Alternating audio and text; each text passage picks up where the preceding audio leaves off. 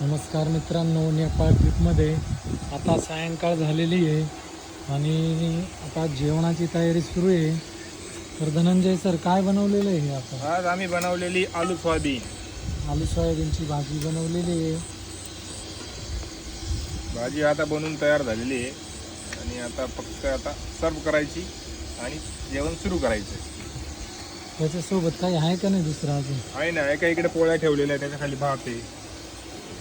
चालेल, काय अडचण नाही. केसरी भात आहे आज. टेस्ट करून बघ.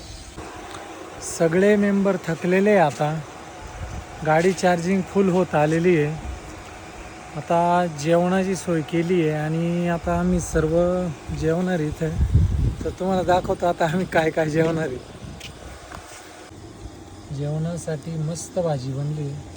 इकडं पोळ्या आहे आणि इकडं गरम गरम भात आहे. आत्ता जेवण पाहून गणेशच्या आणि गणेशच्या तोंडावरती आनंद झालेला आहे. एकदम मस्त झालेलं आहे. नाही तर इतके वेळ फार तोंड सोडून बसले होते.